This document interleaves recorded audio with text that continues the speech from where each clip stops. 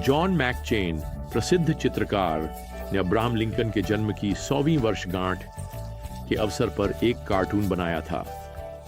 उस चित्र में दो आदमी केंटकी के बर्फ से ढके जंगल के किनारे पर 1809 की ठंडी फरवरी की सुबह खड़े दिखाए गए थे।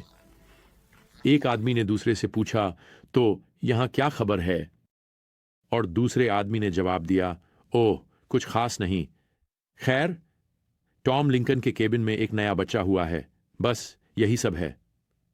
आप जानते हैं, यहां कभी कुछ नहीं होता। खैर, सच्चाई यह है कि इतिहास की दृष्टि में अविश्वसनीय रूप से महत्वपूर्ण चीजें अक्सर किसी महत्वहीन या कम से कम माने जाने वाले नवजात बच्चे के रोने के साथ शुरू होती हैं। इसहाक, सैमुअल, जॉन द बैप्टिस्ट और सबसे महत्वपूर्ण यीशु मसीह के जन्म के बारे में सोचें। उन्होंने प्रत्येक ने ईश्वर की योजना के लिए एक बिल्कुल नए अध्याय की शुरुआत की। खैर, एक पुरानी वाचा के पुजारी और उसकी पत्नी एक बच्चे के जन्म का अनुभव करते हैं, और वह इज़राइल के इतिहास के एक बहुत ही महत्वपूर्ण समय में ईश्वर के लिए मुखपत्र बनने जा रहा है। बच्चे का नाम यिर्मयाह है।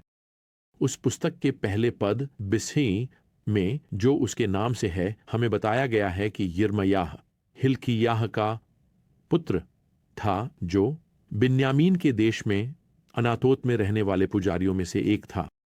अनातोत यरूशलेम के उत्तर पूर्व में एक शहर था जिसे यहोशू के अध्याय 21 में हारून के वंशजों को दिया गया था। पुरानी वाचा में ईश्वर के नबी विभिन्न पृष्ठभूमियों से बुलाए गए थे, और यिर्मयाह अपने पिता के पद चिन्हों पर चलकर एक पुजारी बनने जा रहा था। वास्तव में हम यहां दूसरे पद में पढ़ते हैं, यहोवा का वचन उसके पास आया जब यहूदा के राजा आमोन के पुत्र योशियाह के दिनों में, उसके राज्य के 13वें वर्ष में। खैर, यिर्मयाह वास्तव में 5 अलग अलग राजाओं के शासनकाल के दौरान यहोवा की सेवा करेगा, और वह राष्ट्र को 40 से अधिक वर्षों तक उपदेश देगा। और मैं आपको बता दूं, यह एक कठिन कार्य होगा। याद रखें, उन्हें रोता हुआ नबी एक कारण से कहा जाता है। वह यरूशलेम के बाबुलियों द्वारा विनाश, सुलेमान के भव्य मंदिर के जलने और परमेश्वर के लोगों की बंदी गृह के कारण बहुत आंसू बहाएंगे। वास्तव में एक समय पर यिर्मयाह को एक खाली कुएं या जलाशय में फेंक दिया जाएगा और उन्हें मरने के लिए छोड़ दिया जाएगा। क्यों? खैर, क्योंकि उन्होंने सत्य का प्रचार किया और परमेश्वर के लिए जिए।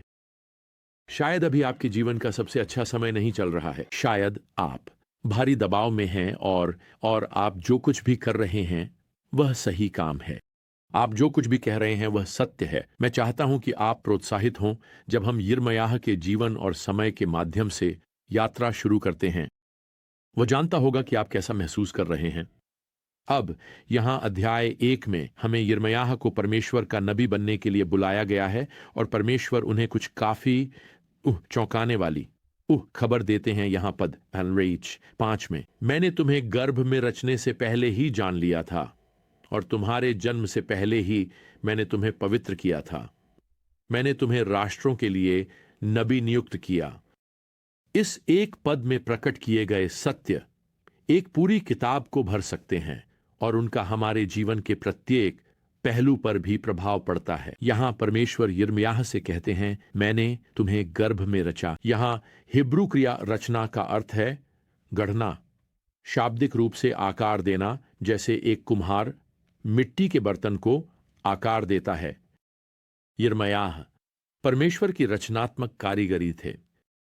यिर्मयाह की हर ताकत, और हर कमजोरी, हर क्षमता और हर अक्षमता को उनके सृष्टिकर्ता के हाथों से बुना गया था। प्रिय, यह आपके लिए भी सत्य है, और यही कारण है कि आपकी उंगलियों के निशान, आपकी आवाज के निशान, आपका चेहरा अब सुरक्षा मंजूरी के लिए उपयोग किया जा सकता है, क्योंकि इस ग्रह पर आपके जैसा कोई और नहीं है। आप परमेश्वर की डिजाइनर निर्मित हो अद्वितीय रचना हैं।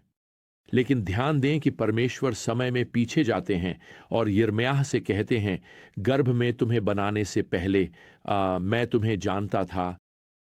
एक लेखक ने इसे इस तरह से कहा, यिर्मयाह के परमेश्वर को जानने से पहले परमेश्वर यिर्मयाह को जानते थे। यिर्मयाह के परमेश्वर के बारे में कुछ भी जानने से पहले परमेश्वर यिर्मयाह के बारे में सब कुछ जानते थे। इससे पहले कि आप और मैं कभी यह महसूस करते कि परमेश्वर हमारे लिए महत्वपूर्ण हैं, हम यहाँ पढ़ते हैं कि हम पहले से ही परमेश्वर के लिए महत्वपूर्ण थे। यह सत्य कि हम परमेश्वर द्वारा बनाए गए हैं हमारे देखने के तरीके को बदलता है। हम परमेश्वर के लिए महत्वपूर्ण नहीं बनते अगर हम किसी तरह से अन्य लोगों के लिए महत्वपूर्ण बन जाते हैं। प्रिय, यह तथ्य कि आप परमेश्वर के लिए महत्वपूर्ण हैं, यह इस बात से सिद्ध होता है कि परमेश्वर ने आपको बनाया है और आपको अपने पास बुलाया है। लेकिन यहाँ 5वें श्लोक में और भी कुछ है। केवल इतना ही नहीं कि परमेश्वर ने यिर्मयाह को गर्भ में बनाया और उसे जाना, उसके बारे में सब कुछ, यहाँ तक कि उसे गर्भ में बनाने से पहले वह यहाँ नबी से यह भी कहते हैं, तुम्हारे जन्म से पहले मैंने तुम्हें पवित्र किया, मैंने तुम्हें राष्ट्रों के लिए नबी नियुक्त किया। यह अद्भुत है। इसका मतलब है आपका जीवन एक पहेली नहीं है और आपको बस इतना चतुर होना है कि यह समझ सकें कि सभी टुकड़े कैसे एक साथ फिट होते हैं। नहीं, परमेश्वर ने पहले ही आपके जीवन को समझ लिया है, आपको बस उनके साथ चलना है। वह इसे आपके लिए प्रकट करते हैं। वे हर दिन एक एक करके प्रत्येक टुकड़े को जोड़ते हैं। अब यिर्मयाह के लिए यहाँ इस अद्भुत रहस्योद्घाटन के बाद भी मुझे आपको बताना होगा, यह स्वचालित रूप से यिर्मयाह को, आप जानते हैं, पार्टी करने के लिए प्रेरित नहीं करता। सच कहूं तो वह इस अवज्ञाकारी राष्ट्र के लिए नबी के रूप में नियुक्त होने को लेकर बहुत उत्साहित नहीं है। यिर्मयाह यहाँ 6ठे पद में परमेश्वर को जवाब देते हुए कहते हैं, मुझे बोलना नहीं आता क्योंकि मैं केवल एक युवा हूं। यहाँ युवा के लिए हिब्रू शब्द एक युवा वयस्क को संदर्भित कर सकता है। इस समय यिर्मयाह की उम्र लगभग 20 साल है और वह पहले से ही 2 बातों के लिए आश्वस्त हैं। क्या आपने ध्यान दिया? पहला, वह बहुत अच्छे उपदेशक नहीं हैं, वो वाक्पटु नहीं हैं। दूसरा, उनके पास अपने बायोडाटा में पर्याप्त नहीं है, वह अनुभवहीन है। खैर, यहाँ 9वें पद में प्रभु का उनके प्रति उत्तर देखें। देखो, मैंने अपने शब्द तुम्हारे मुंह में रख दिए हैं। खैर, और यही यहां महत्वपूर्ण मुद्दा है। यह यिर्मयाह का बायोडाटा नहीं है। महत्वपूर्ण बात है परमेश्वर का प्रकाशन। देखें, परमेश्वर हमारी कमियों से बाधित नहीं होते। अपनी क्षमता की कमी में इतना मत उलझो कि आप परमेश्वर की पर्याप्तता को भूल जाओ। और परमेश्वर यहां प्रभावी रूप से कह रहे हैं, यिर्मयाह, तुम बस मेरा वचन पहुंचाओ, मैं उसे तुम्हारे मुंह में डालने वाला हूं। फिर यहां 10वें पद में प्रभु अब यिर्मयाह को उनके मंत्रालय की एक झलक ये देते हैं। देखो, मैंने आज तुम्हें राष्ट्रों और राज्यों पर नियुक्त किया है, उखाड़ने और गिराने के लिए, नष्ट करने और उलटने के लिए, बनाने और लगाने के लिए। दूसरे शब्दों में, यिर्मयाह का संदेश उन पर न्याय लाएगा जो विश्वास नहीं करते और उन पर आशीर्वाद लाएगा जो विश्वास करते हैं। अब इसके साथ प्रभु यिर्मयाह को 2 दर्शन देते हैं। यहाँ 11वें पद में यिर्मयाह एक बादाम की शाखा देखते हैं। अब बादाम का पेड़ जल्दी खिलता है, इसलिए यह एक संकेत है कि वसंत आ रहा है। यहाँ विचार यह है कि यिर्मयाह का मंत्रालय एक संकेत है कि परमेश्वर के वादे बहुत जल्द पूरे होने वाले हैं। दूसरा दर्शन यहां 13वें पद में है। यिर्मयाह एक उबलता हुआ बर्तन देखते हैं जो उत्तर की ओर से दूर है। अब यह उस आपदा का संकेत है जो उत्तर से आने वाली है। यह बाबुल की सेना का संदर्भ है जो उत्तर से यरूशलेम की ओर आएगी और यरूशलेम को जला देगी, जमीन तक। तो यहां आपके पास है, यह यिर्मयाह का भविष्यवाणी मंत्रालय के लिए बुलावा है। प्रभु उन्हें एक संदेश देने के लिए भेज रहे हैं जो लोगों को सुनने की आवश्यकता है, और दुख की बात है कि उनमें से अधिकांश बिल्कुल भी नहीं सुनेंगे। लेकिन एक दिन यह नबी परमेश्वर के सामने खड़ा होगा और उसे पुरस्कृत किया जाएगा, न कि इसलिए कि लोगों ने उसकी बात सुनी या उसका अनुसरण किया, बल्कि इसलिए कि उसने परमेश्वर का अनुसरण किया और परमेश्वर का वचन निष्ठापूर्वक दिया। अब यहाँ यिर्मयाह ने जो समझा वही बात हमें आज समझने की आवश्यकता है।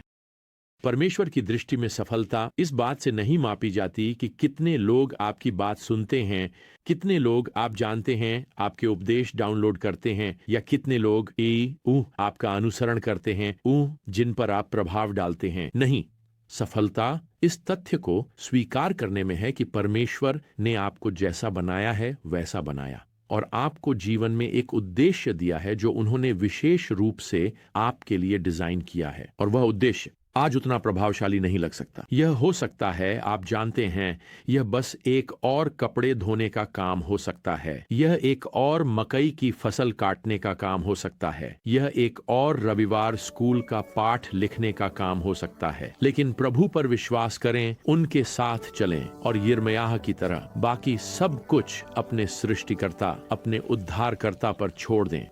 बस याद रखें प्रिय, परमेश्वर ने आपको गर्भ में बनाने से पहले ही आपके बारे में सब कुछ जान लिया था। खैर, हमारी अगली ज्ञान यात्रा तक प्रभु यीशु मसीह की कृपा, परमेश्वर का प्रेम और पवित्र आत्मा की संगति आप सभी के साथ हो। आमीन।